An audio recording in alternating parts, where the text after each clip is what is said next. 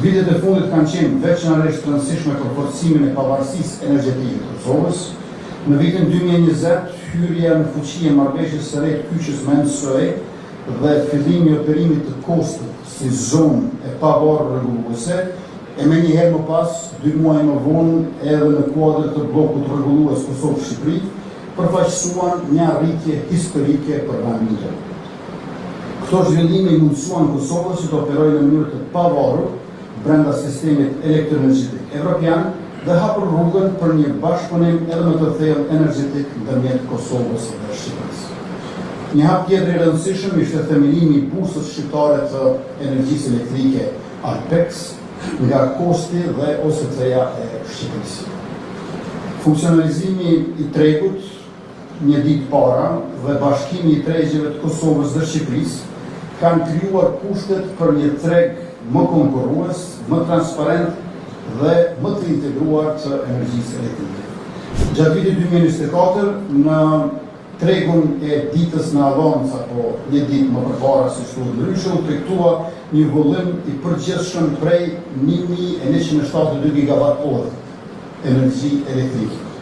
Në vitin 2025, volumi i tregtuar u rrit në 1607 gigawatt-orë, që përfaqëson një rritje prej rreth 42.6% krahasuar me vitin paraprak 2024. Ky trend pozitiv është përshpejtuar edhe më tej gjatë vitit aktual 2026,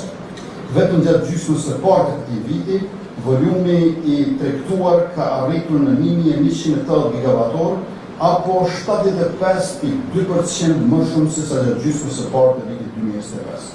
Këto shifra të nderuar pranishëm dëshmojnë se tregu i përbashkët ndërmjet Kosovës dhe Shqipërisë po konsolidohet, po e rrit likuiditetin dhe po shndërrohet në një mekanizëm të rëndësishëm për tregtimin transparent dhe efikas të energjisë elektrike. Funksionalizimi i tregut të ankondeve brenda ditore për zonën e ofertimit të Kosovës dhe bashkimit të tregut me Shqipërinë kanë krijuar mundësi shtesë për pjesëmarrësit që të përshtasin pozicionet e tyre më afër kohës reale. Me vazhdimin e këtyre zhvillimeve, marrja në kontroll operacional nga Kosti i nën stacionit në Vallaç